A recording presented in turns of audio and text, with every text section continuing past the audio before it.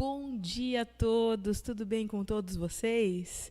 Aqui meu nome é Priscila, eu sou PEC de Projetos Especiais aqui na Diretoria de Ensino e eu é que vou apresentar, né, o nosso novo ATPC. Sejam muito bem-vindos, viu?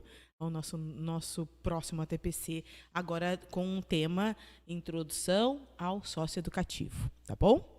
Pode passar, por favor?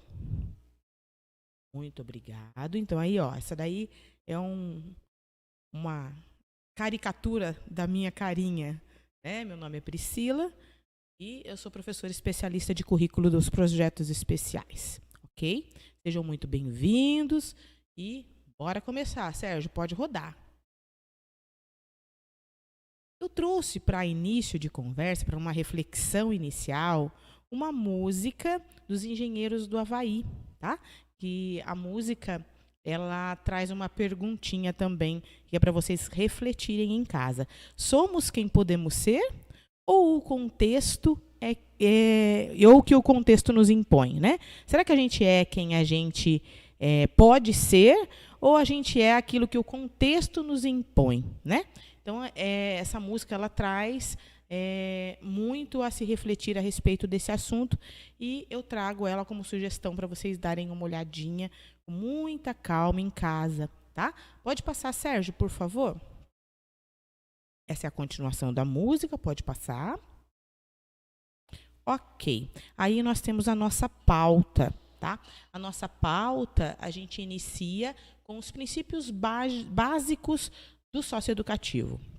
Depois a gente traz o projeto de vida, depois o protagonismo do estudante, a pedagogia da presença, o nosso papel, qual é o nosso papel nesse processo todo, as competências e habilidades e, encerrando, a gente tem um vídeo sobre a educação especial, tá? E, para fechar com chave de ouro, a gente tem um videozinho também da música que a gente estudou lá no começo. Tá? No final vai aparecer um videozinho da música também para vocês verem.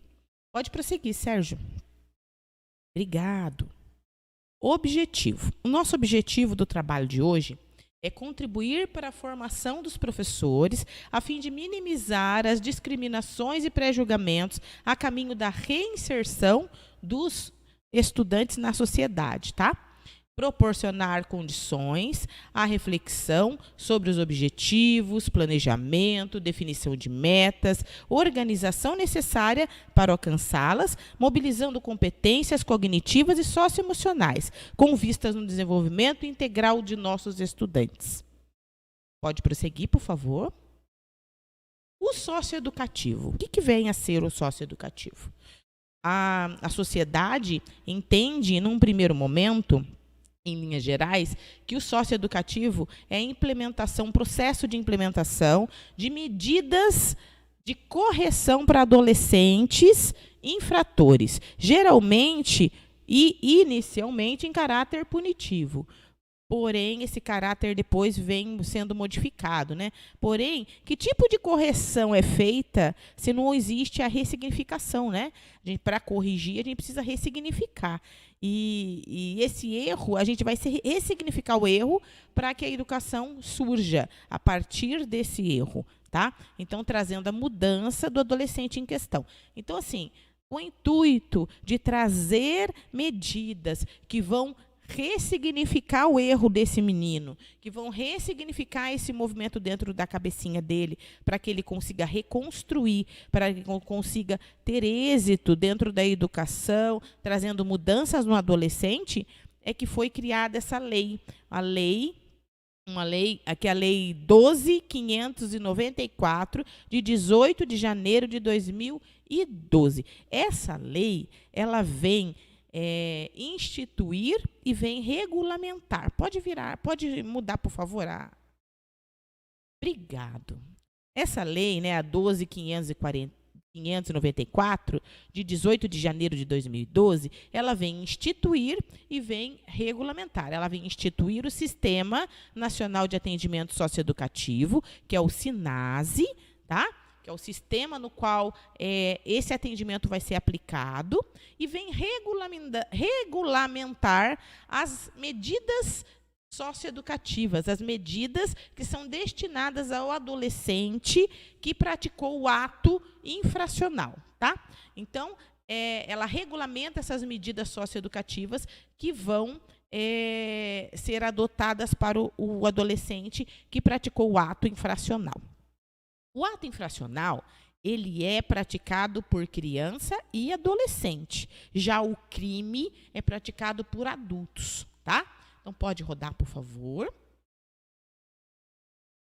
A nomenclatura que se atribui ao caso desses estudantes que são crianças ou adolescentes é o ato infracional, tá? Se eles fossem adultos, seria o crime, mas como eles são crianças ou adolescentes, eles não praticam crime, eles praticam o ato infracional, tá?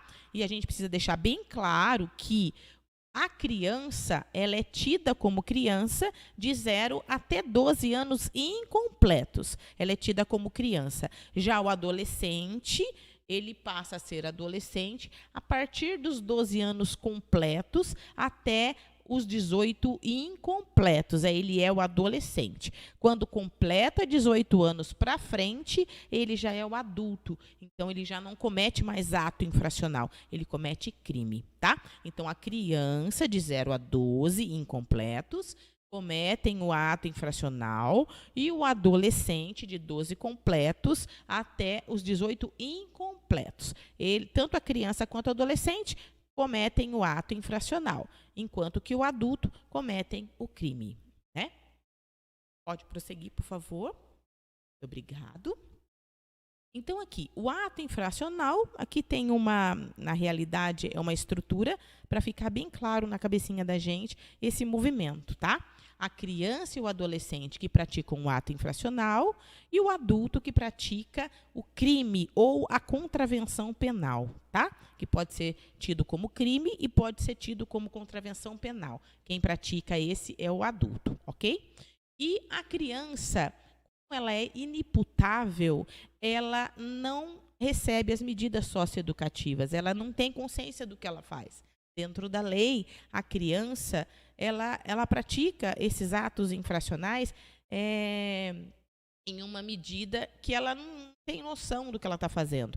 Então, ela recebe medidas protetivas dentro do ECA, no artigo 101, né? Ele corrobora com essas medidas protetivas que a criança recebe. Então, a criança, ela não vai receber medidas socioeducativas, somente as medidas protetivas, por ela ser inimputável, ok?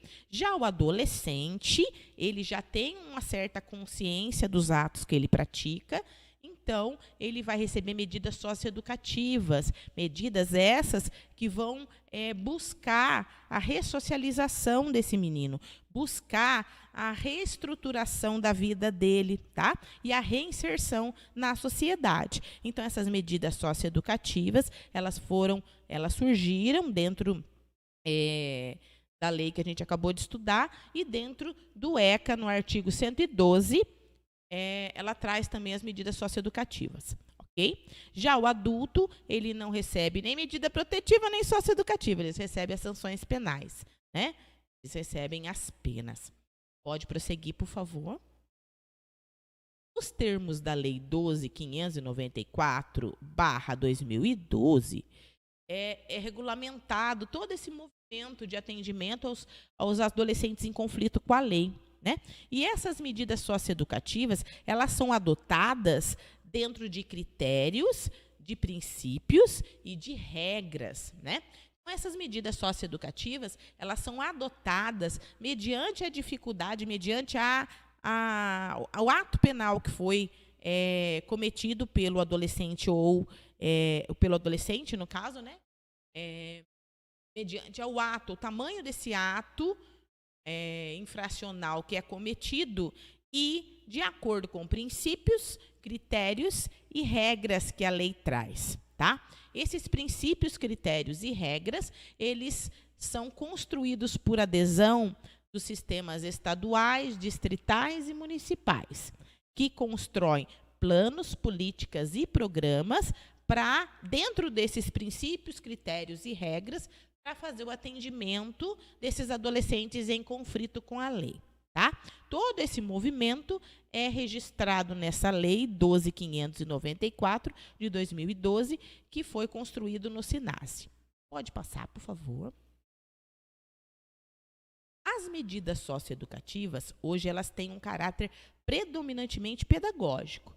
Cabe a ressocialização, com foco em trazer o estudante para a sociedade, em consonância com os princípios da lei, né?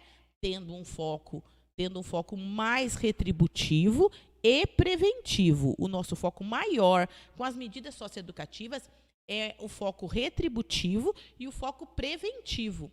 Tá? Diferente das sanções penais, que têm um caráter predominantemente punitivo, né? E são praticados somente pelos adultos. Pode prosseguir. O projeto de vida. Pode parecer muito estranho a gente falar de projeto de vida, mas os nossos adolescentes infratores, eles também têm direitos à vida, eles também têm direitos de ter projetos para a vida, né? Só que no meio do caminho, no meio de tudo que eles vivenciaram, esse projeto de vida deles está meio desregrado, está meio conturbado, né? Então, o nosso papel aqui é tentar ressignificar isso, né? A palavra ressignificar nesse movimento é importante. Então, nós precisamos tentar ajudar o nosso adolescente infrator a compreender, né, atos infracionais que eles estão cometendo, compreender que esses atos são atos falhos e que a gente pode ressignificar, a gente pode reconstruir, a gente pode ter um projeto de vida melhor, né? Então, o nosso papel é muito importante aqui. Os estudantes da Fundação Casa, eles têm também o direito, eles devem ter esse direito, tá? De ter projeto de vida também. A gente precisa trabalhar para resgatar esse projeto de vida nos meninos, né? Eles também têm sonhos, eles também têm pretensões para a vida. Então, a gente precisa trabalhar isso neles e resgatar esses projetos de vida na construção de histórico desses meninos. Pode prosseguir, por favor. Esse projeto de vida, ele traz também as competências, né? Que a gente tem que trabalhar. A competência, por exemplo, a competência geral 6 da educação básica, ela prevê a necessidade de que os estudantes possam. E necessidade que essa competência geral 6, ela prevê? Todos os estudantes, incluindo da Fundação Casa, todo mundo, tá? Valorizar a diversidade de saberes, de vivências culturais, conhecimentos e experiências, relações próprias com o mundo do trabalho e o exercício da cidadania, tá? O projeto de vida com liberdade, autonomia e consciência crítica e responsabilidade. Tá? Tudo isso, todos os estudantes têm o direito, e não é diferente na Fundação Casa. Eles também têm esse direito, que é um direito de todos, né? Então, a gente precisa garantir que esse menino, ele não se perca no meio desse caminho e consiga ressignificar para conseguir ter todos esses direitos à educação e ao próprio projeto de vida. Pode prosseguir. Protagonismo do estudante. O que é o protagonismo, né? Protagonismo é a participação que gera autonomia, autoconfiança, autodeterminação no estudante, né? E os nossos estudantes do socioeducativo também têm o direito disso, né?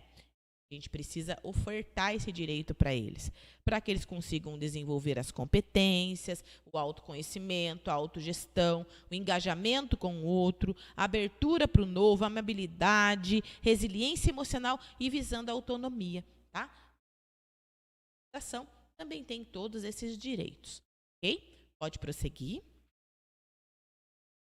Para que ele tenha garantidos esses direitos de protagonismo, ele precisa aprender esse direito de protagonismo com alguém, né? E está aí a importância incrível que tem o trabalho do professor dentro da sala de aula, que é o professor que vai trazer para o aluno a experiência, né? a ação de presença intencional e deliberada, né? A pedagogia da presença. O professor trazendo a pedagogia da presença, ouvindo, estando à disposição, estando se colocando ali a serviço, né, do trabalho pedagógico com esse menino, né, essa presença intencional deliberada, uma presença intencional, né, com a intenção de exercer no outro uma influência construtiva, né, estar próximo, estar com alegria, sem oprimir, sem inibir, sabendo afastar-se quando necessário e sabendo chegar perto quando necessário também, né? Ela vai avaliar o momento oportuno de cada situação, de cada ação que ela deve tomar. Então, o professor, ele tem essa presença inata e ele precisa ofertar essa presença ao seu estudante para que o seu estudante consiga, a partir da confiança que o professor vai trazer para esse estudante, ele ter o seu momento, né? Para ele ter o seu protagonismo dentro desse processo. Mas ele só vai conquistar esse protagonismo tendo uma experiência de exemplo com o professor, né? Então, a pedagogia da presença se faz muito importante nesse processo. Pode prosseguir. Qual é o nosso papel no geral, então? O nosso papel é fazer uma consolidação, uma constituição de uma base forte de conhecimentos, de valores, que vem da educação, né, que vem a partir da aprendizagem, que vem das experiências adquiridas, que vem do contexto social. A gente precisa organizar tudo isso dentro da cabecinha do estudante para que ele consiga ter a capacidade de não ser indiferente com si próprio, de não ser indiferente com os outros, né? E de ter uma consolidação dentro de si para que ele consiga resolver os problemas com mais qualidade, né? Apresentando-se como parte da solução, né? Como maneira criativa, generosa, colaborativa, né? A gente pode colaborar com o outro. Ele precisa compreender essa necessidade, compreender essa chance que ele tem, essa oportunidade de conseguir colaborar com o outro, mais do que tirar do outro, né?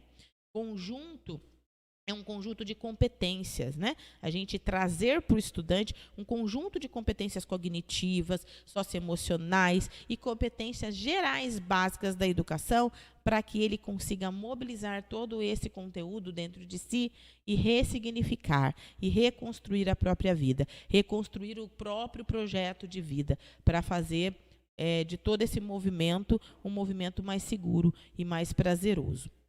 Tá? E ressignificando, ele conseguir trazer coisas boas para a sociedade, né?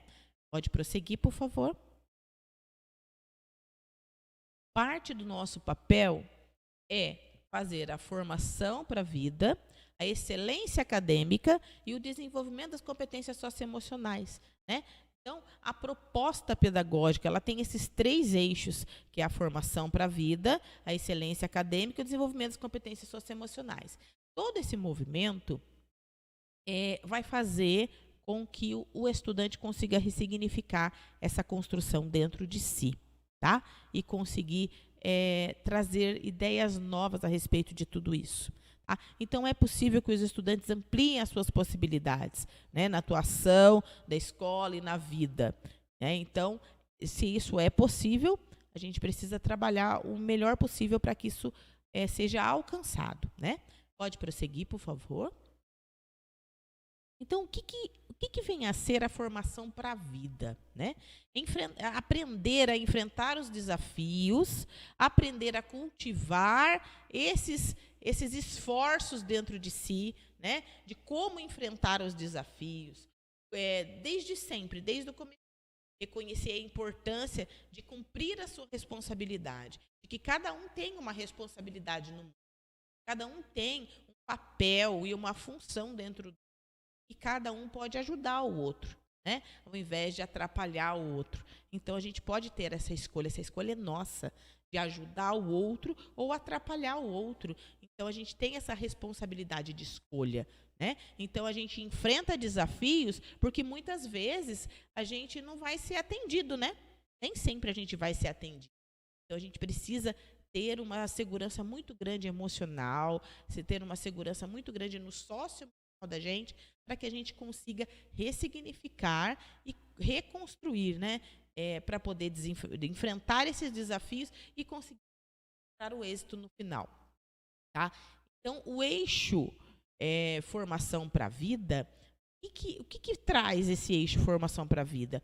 É a consolidação de valores e ideais, bem como a capacidade de fazer escolhas, né? Nós temos essas escolhas, nós temos que fazer essas escolhas, mas a gente vai escolher de que forma? A gente tem que ponderar a respeito, né? Então, a gente precisa fortalecer a todo tempo as condições que o estudante veja valor em si, para a vida, nas experiências, nos interesses, nas necessidades, que cada um tem interesse em algo, cada um tem necessidade em algo. Então, a gente tem que ponderar o que eu posso ceder e o que eu não posso ceder, né? Então, para poder fazer essa tomada de escolhas e formar para a vida, né? Formar observando, formar vivendo e formar estudando, tá? Prosseguindo, por favor. Muito obrigado. A formação acadêmica de excelência. A formação acadêmica é aquilo que a gente estuda. Tudo que a gente estuda é formação acadêmica, tá? Agora, de excelência, para a gente tornar o nosso estudo excelente, a gente não pode parar. A gente não pode parar no fragmento. A gente tem que ir além do fragmento, né? Então, às vezes que a gente traz para vocês nos ATPCs tema em especial, no caso hoje o socioeducativo, a gente não deve parar só no que a gente está ouvindo aqui, né? A gente deve ir além, a gente deve buscar mais, né? Porque o que a gente traz aqui para vocês é um fragmento de um assunto que é muito complexo, de um assunto que é muito pesado e que, se a gente não buscar, correr atrás desse assunto para saber mais, a gente não vai ter o conhecimento necessário, a gente não vai ter o conhecimento de excelência. A gente só adquire o conhecimento de excelência quando a gente corre atrás de máximo possível de conteúdo sobre aquele assunto. Então, hoje a gente está trazendo para vocês o socioeducativo. Mas não parem no socioeducativo que vocês estão ouvindo. Busquem mais, né? Busquem mais para a gente trocar. Uma próxima vez, vocês me contarem também a respeito do socioeducativo. E a gente fazer uma boa troca, né?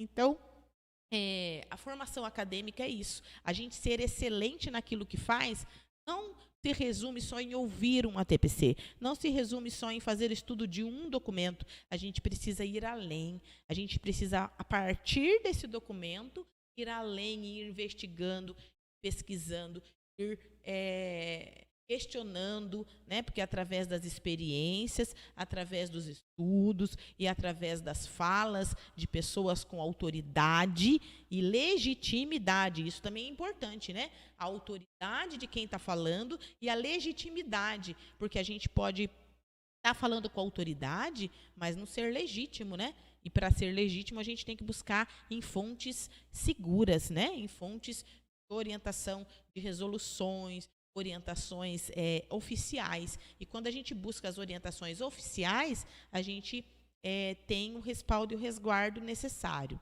né? Então, a gente tem que buscar os nossos estudos não só pela experiência. É importante a experiência também, mas a gente não pode parar na experiência, a gente tem que ir além. A gente tem que investigar as fontes de segurança para poder aplicar esse conteúdo de forma segura e ter o respaldo e o resguardo necessários. Ok? Pode prosseguir, por favor. Aí a gente tem o desenvolvimento socioemocional. Para todo esse movimento funcionar, para todo esse ter êxito, a gente precisa trabalhar socioemocional, tá? Mas a gente não adianta a gente querer trabalhar o socioemocional nos alunos sem antes a gente ter trabalhado esse socioemocional com a gente mesmo, né? A gente tem que experimentar. E quando a gente experimenta, a gente sente na pele o que é trabalhar o socioemocional com a gente. A hora que a gente sente, a gente vai ter propriedade para poder estar transmitindo mais clareza de detalhes, né? A certeza do que você está transmitindo vai ser atendido ou não, né? Então, o desenvolvimento socioemocional, como tudo que a gente vai aprender, a gente precisa exercitar, a gente precisa treinar primeiro, a gente precisa experimentar para que a gente consiga transmitir de forma autêntica, transmitir de forma coerente para que o outro consiga compreender, tá? Então, o desenvolvimento socioemocional são capacidades individuais, né? Que se manifestam de modo consciente em padrões de pensamento, sentimentos e comportamentos, tá? São reconhecer, fazer com que o estudante reconheça que suas emoções acontecem e a gente precisa trabalhar isso dentro da gente. E algumas emoções são boas, outras emoções não tanto. Então, a gente precisa aprender a lidar com essas emoções, a lidar com as nossas próprias emoções, tá? E aí, a gente lidando com as próprias emoções, a gente vai conseguir resolver problemas, conflitos, relacionar-se com as outras pessoas de uma forma mais aberta, né? Para a empatia, estabelecer e manifestar relações positivas, fazer escolhas seguras e éticas, tomar decisões responsáveis, contribuir com a sociedade, estabelecer e atingir metas para a vida, né? Então, a gente consegue tudo isso se a gente conseguir trabalhar na gente para que a gente consiga transmitir com propriedade, né? Trabalha esse movimento, propriedade em seguida. O socioemocional é imprescindível nesse momento. É assim a pedra fundamental do socioeducativo, é o socioemocional. Prossiga, por favor. Aí nós temos as competências e as habilidades. Então, o que é a competência? O que então que é as habilidades, né? As competências, elas dependem das habilidades e as habilidades são inatas, certo? Então, as habilidades, a gente traz muitas habilidades na nossa bagagem, né? Na bagagem de educação que a gente tem, na bagagem de aprendizagem que a gente já traz habilidades inatas, né? Então, a gente precisa aprender a mobilizar essas habilidades para que a gente consiga alcançar as competências. Porque a gente só vai conseguir alcançar as competências se a gente conseguir mobilizar essas habilidades em prol daquilo que a gente está buscando. A gente tem uma situação, né? E aí a gente vai analisar a situação que a gente tem, mobilizar as habilidades que a gente tem para solucionar essa ação. E aí, a partir daquelas habilidades que você tem, você vai transformar essa ação e chegar nas competências, né? Então, a gente mobiliza o que a gente tem de habilidade e se torna competente naquela ação, né? Então, a gente tem que trabalhar muito isso. Primeiro, as habilidades, que são... E depois, alcançando as competências, com o exercício das habilidades, ok? Geral... As habilidades e competências, esse é o movimento, ok? Pode prosseguir, por favor. Agora, gente, com esse vídeo, eu trouxe um vídeo para vocês. Esse vídeo, vocês vão poder definir, junto com Marta Paiva, mais uma das nossas parceiras aqui da diretoria, né? Também especialista de currículo, só que ela é especialista na educação especial. Então, ela traz para vocês a diferença da educação especial e da educação inclusiva. Por que eu estou trazendo esse vídeo para vocês? Porque nós temos dentro da fundação, nós também temos estudantes com dificuldades especiais, né? Então, a gente precisa saber como tratar desses meninos para que a gente também os atenda dentro da fundação. Okay? Então, esse vídeo, ele traz para vocês a diferença entre a educação especial e a educação inclusiva e alguns detalhes muito importantes do trato, né, com a educação especial na fundação também. Porque o trato da educação especial é geral, funciona para os alunos, para os outros estudantes, do jeito que também funciona na fundação casa, ok? Então, esse vídeo vai para vocês junto com todo o material, tá? Da minha fala de hoje, vai junto para vocês, você vê na íntegra e quantas vezes vocês quiserem. Tanto esse vídeo, quanto o próximo, que é a música que eu falei para vocês lá no começo, tá? Que é a música dos Engenheiros do Havaí, tá? Então, aqui, no nosso ATPC, ele vai ficar meio complicado de ficar rodando. Então, o que vai acontecer? A gente vai mandar o material em casa, em mãos, né, com o material que será encaminhado para as escolas. Vocês vão poder ver esse vídeo e o vídeo dos Engenheiros do Havaí do final, ok? Então, é isso. Pode passar? Em seguida, minha gente, tem a nossa lista de presença. Essa é imprescindível que você responda com muita atenção, tá bom? Essa lista de presença, porque é essa lista é que vai dar a sua frequência no ATPC, tá? Então, cuidado para não deixar de responder. Isso aqui precisa responder com muita cautela, tá? E eu gostaria aqui, nos meus últimos minutinhos, de agradecer a ajuda de Sérgio e a ajuda de Dulce, tá? Que ficaram no lado de fora aqui, mas estão me apoiando em todo o processo. E eu gostaria de agradecer muito o apoio dos dois, tá? De Dulce e de Sérgio. Muito obrigado para todos. Obrigado pela participação de todos. Não esqueçam da lista de presença. Tchau!